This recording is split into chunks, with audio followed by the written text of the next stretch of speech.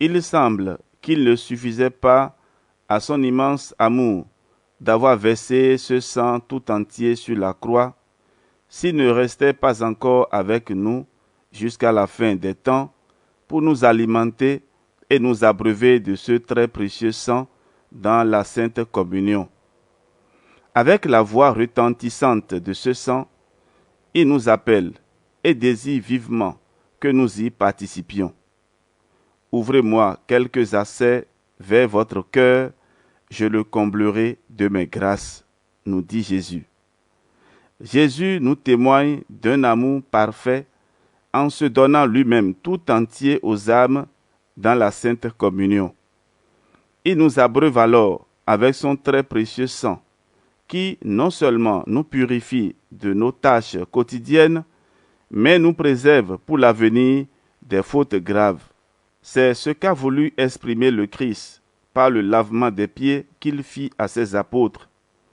Le Seigneur se leva de table, c'est-à-dire qu'il quitta le banquet de la gloire paternelle et, se revêtant de notre chair comme d'un linge, il versa son sang comme on verse l'eau dans un bassin.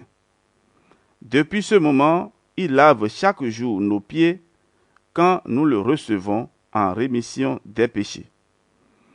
Raffinement d'amour du doux cœur de Jésus.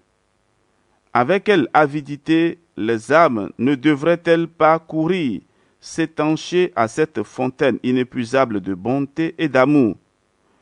Combien ne devrait-on pas fréquenter un sacrement dans lequel Jésus a prodigué les richesses de son amour?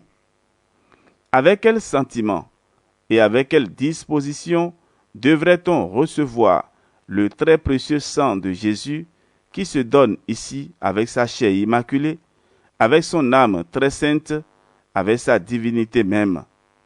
Quelle foi vive, quel respect profond, quelle sainte crainte, quel saint tremblement, quelle ardente charité devrait accompagner les âmes qui s'approchent du jour. Élevons vers Dieu cette prière. Ô mon Jésus, vous êtes ce Père aimant, ce bon pasteur, qui, après avoir donné son sang et sa vie pour nous sur une croix, nous nourrissez dans la très sainte Eucharistie de votre chair et nous désaltérez de votre sang. Qu'est-ce que votre cœur pouvait faire de plus pour nous prouver la charité ardente dont vous êtes animés pour nous? Je comprends maintenant toute la force des paroles de Saint Jean, votre disciple bien-aimé, que dans ce sacrement, vous nous avez aimés à l'excès. Maintenant, je comprends ce que dit l'Église, votre épouse, que vous, Seigneur, en donnant le sacrement adorable de l'Eucharistie, vous avez prodigué toutes les richesses de votre amour infini. Comment mon cœur ne se dissout-il pas pour vous qui avez tout fait pour moi? Qui peut résister à l'émotion qu'inspirent ces traits d'une charité sans limite? Désormais, ma joie sera de vous recevoir dans la Sainte Communion, de m'enivrer de votre sang d'amour, de vous adorer dans les saints tabernacles, de contempler l'ineffable charité qui se montre dans ce sacrement. Amen.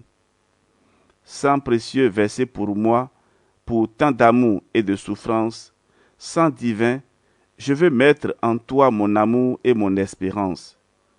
Ô mon Dieu, pour prix de vos douleurs, prenez tout mon sang comme offrande. Faites que mon cœur répande à vos pieds un fleuve de pleurs.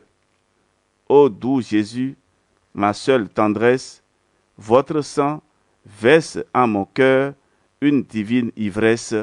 Amen. Par les mérites de ce précieux sang, des adversités de cette vie, afin que nous puissions jouir éternellement de vos bienfaits dans le ciel. Par Jésus-Christ notre Seigneur. Amen. Au nom du Père, et du Fils, et du Saint-Esprit. Amen.